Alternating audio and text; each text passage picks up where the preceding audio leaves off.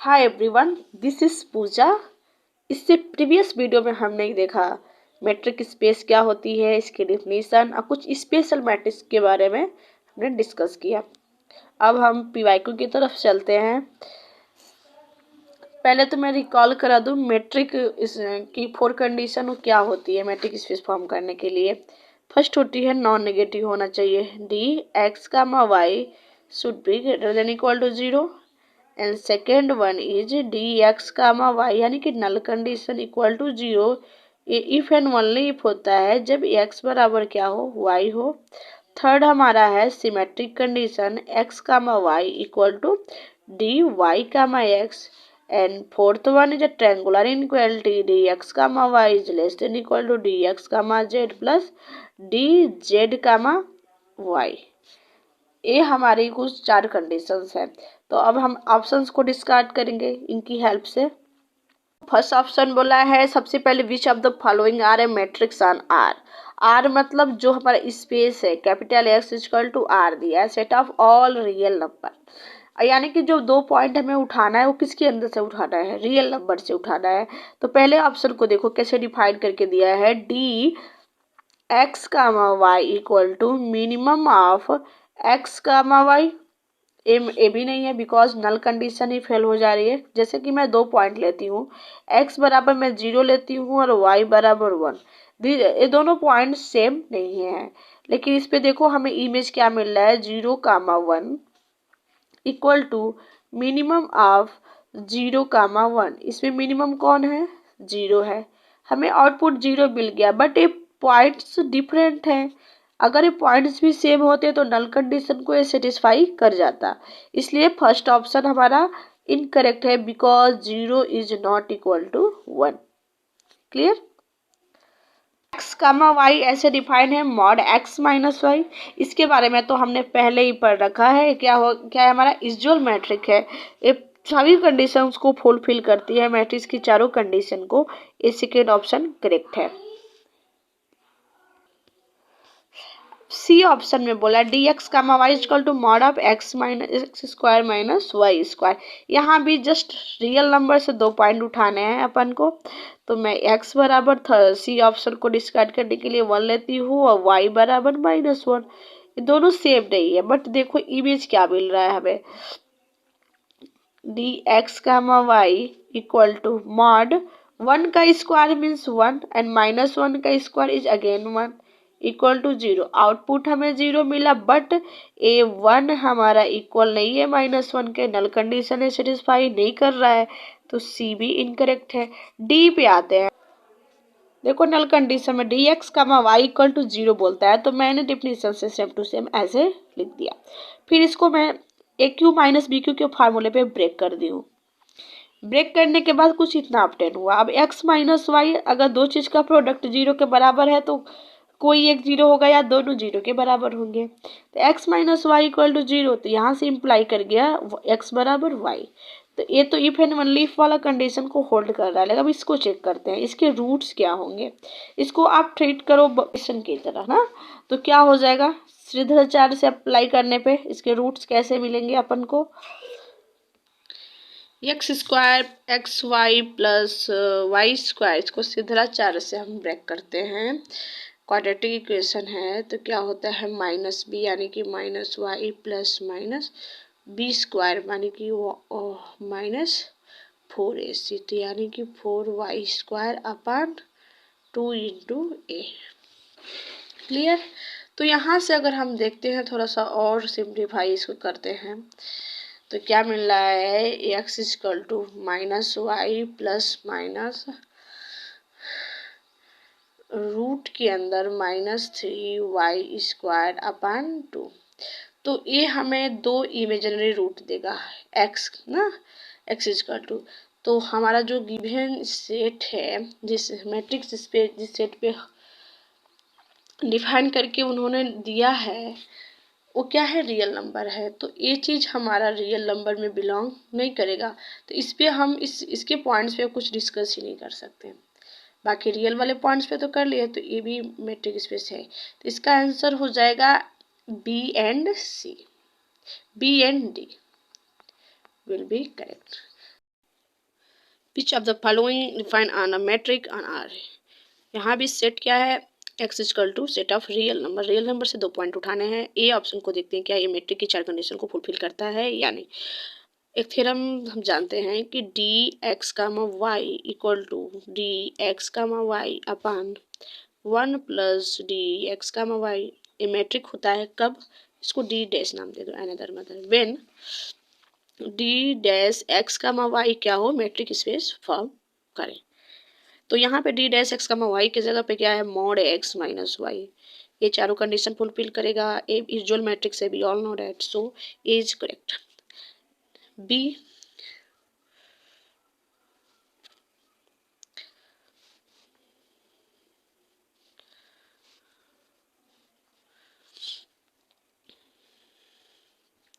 B में R से 2 points को लेते हैं, एक्स बराबर 2 and Y equal to 1। 1 and 2 दोनों आर में बिलोंग करते हैं, वी ऑल नो दैट। तो क्या हो जाएगा, यहाँ पे नल कंडीशन क्या बोलता है कि D x comma Y equal to 0 if and only if when X equal to Y हो।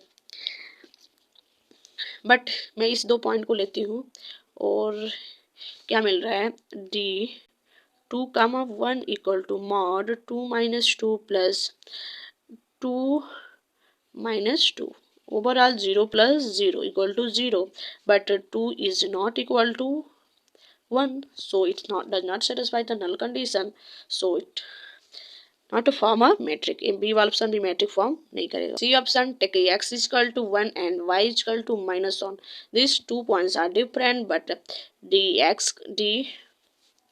1 comma minus 1 give us 1 minus 1, it will be 0, 2 is not equal to minus 1, so C is also not correct, D is a true। previous question में इसको हमने देखा है, तो D option is. Next है दिसंबर 2016 में पूछा हुआ क्वेश्चन है, D1 and D2 be the following matrix on Rn। इस बार सेट क्या है हमारा, x इक्वल टू Rn, मतलब इसके अंदर जो एलिमेंट होंगे वो अपने आप में टपल के फॉर्म में होंगे। क्लियर, मतलब जैसे 2 टपल 3 टपल 4 टपल जैसे वेक्टर स्पेस में पढ़ते हो, तो इसमें n टपल्स के एलिमेंट होंगे 1 2 3 जैसे x1 x2 x3 dot dot dot xn, ऐसे एलिमेंट होंगे। टपल्स कितना होगा, n होगा। क्लियर,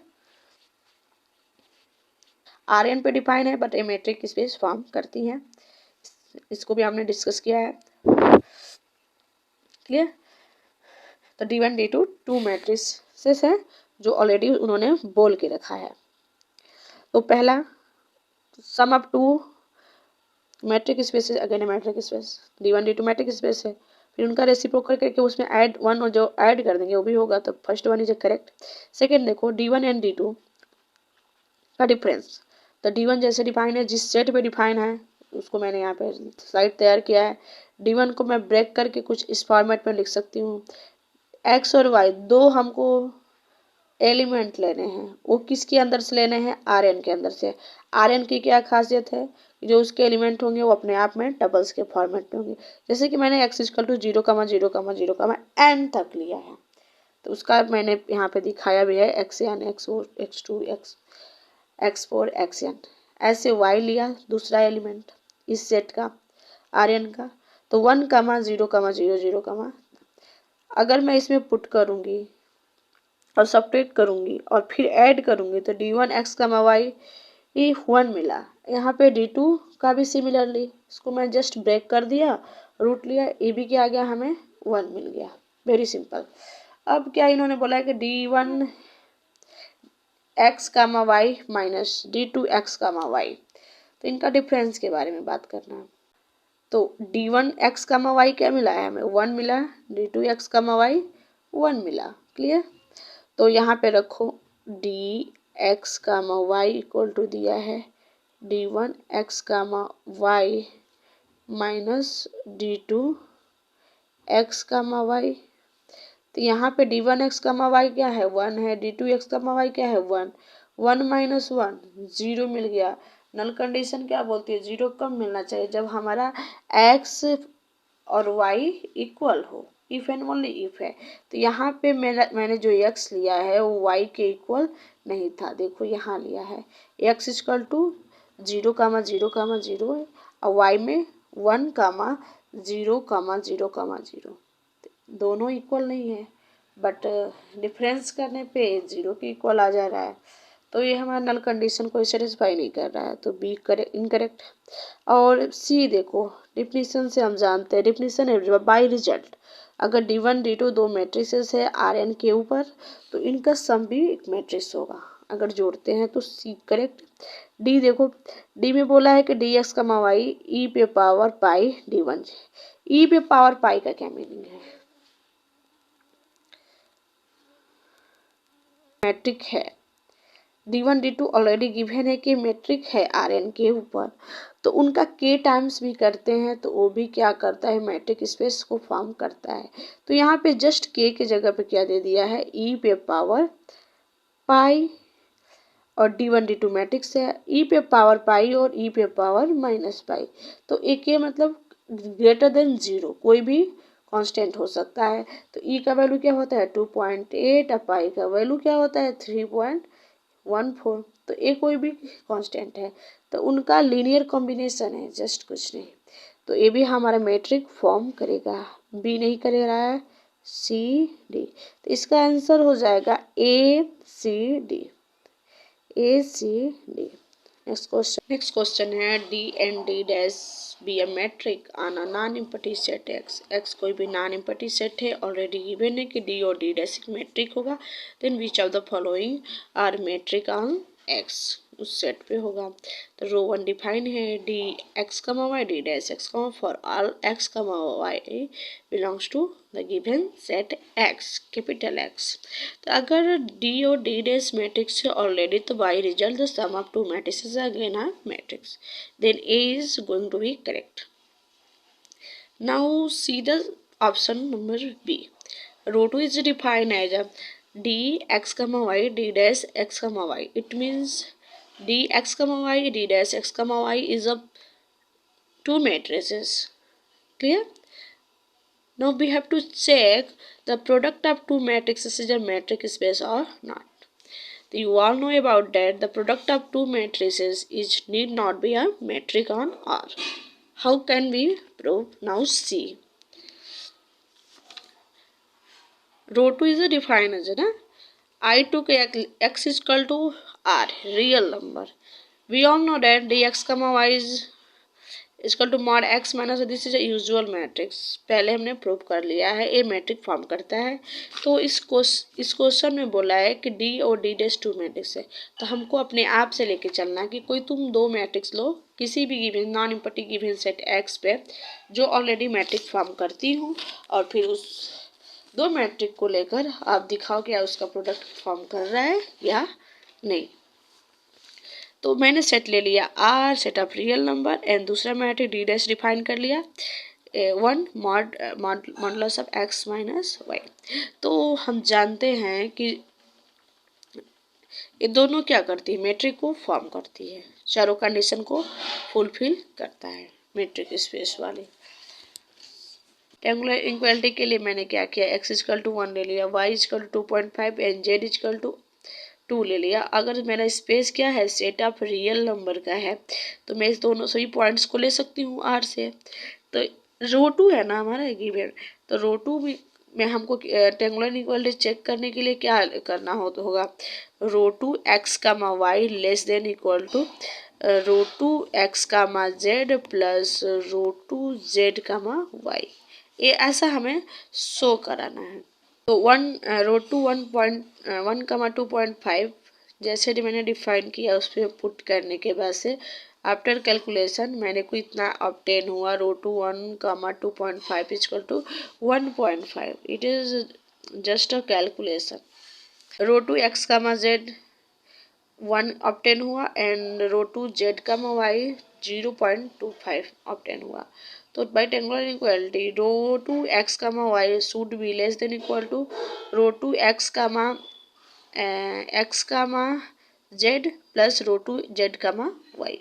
तो यहाँ पर रो 2 एक्स कामा जेड 1 मिला and rho 2 Z comma Y 0.25।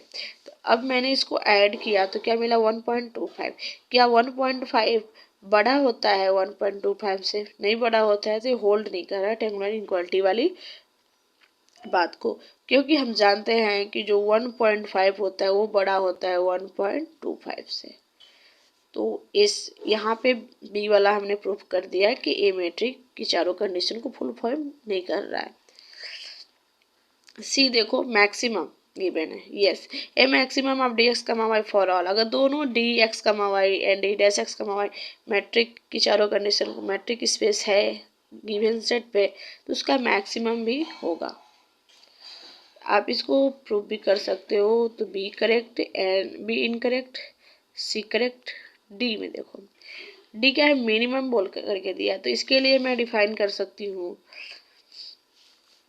Option D के लिए दोनों मैट्रिक्स होना चाहिए ना, तो डी एक्स सेट अपना ले लेती हूँ मैं R2 से, क्लियर।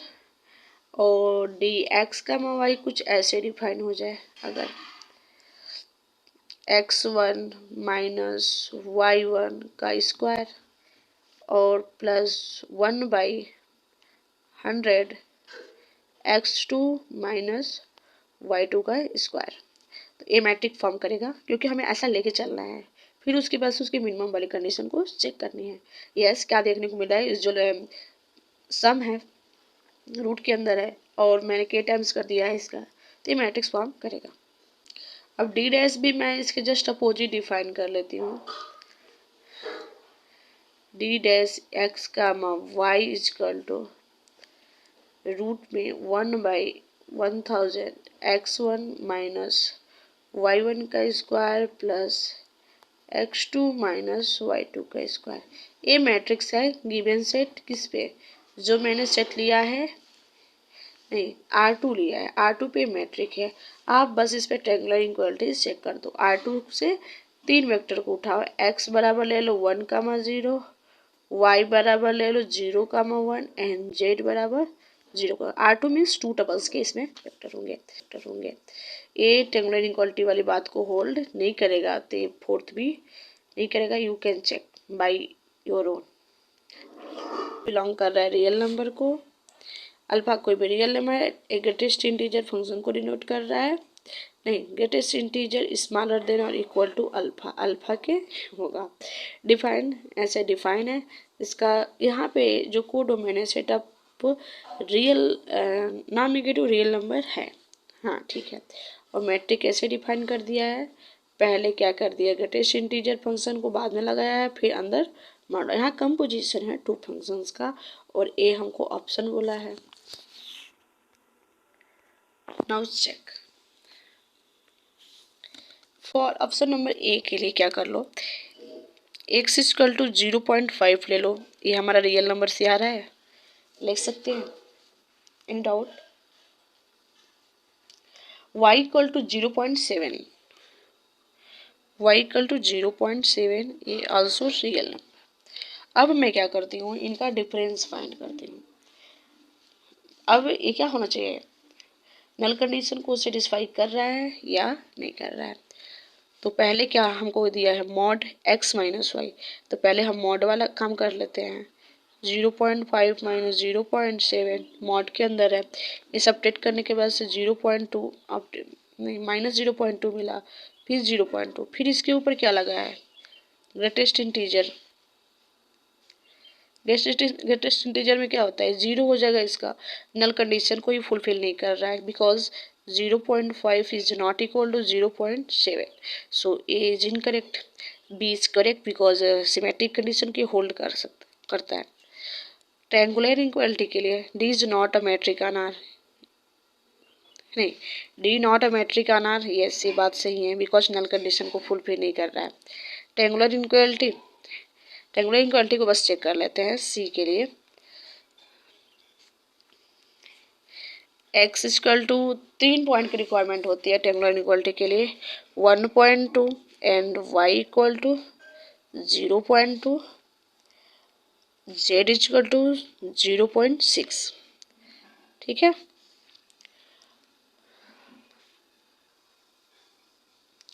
ऐसा लिया dx का y हमें 1 मिल जाएगा, जैसे कि मैट्रिक जो डिफाइन है उसके अकॉर्डिंग। dx का z क्या मिल जाएगा, सब्ट्रैक्ट करने पे ग्रेटेस्ट इंटीजर 0.6, इसका ग्रेटेस्ट इंटीजर हमें 0 मिल गया। अब हमें निकालना है डी जेड कमा वाई, डी जेड कमा वाई। तो क्या हो, जेड का क्या है 0.6 लिया मैंने, और माइनस वाई क्या लिया है 0.2, और इसका ग्रेटेस्ट इंटीजर लगा हुआ है। तो पहले अंदर वाला काम कर लेते हैं। 0.4, इसका 0.4 हो जाएगा, सब्ट्रैक्ट करें, इसका ग्रेटेस्ट इंटीजर 0। तो टेंगुलर इनइक्वालिटी में क्या बोलता है, डी एक्स का वाई लेस देन होता है डी एक्स का जेड प्लस डी जेड का वाई के। तो डी एक्स का वाई क्या मिला है 1 plus less than equal to 0 plus 0 है क्या, नहीं है, 1 कभी 0 से छोटा नहीं होगा, तो इसलिए टेंगुलर इनइक्वालिटी वाली बात भी फुलफिल नहीं कर रही है। तो इसका सी भी इनकरेक्ट, तो बोल सकते हैं B and D are correct option, B and D.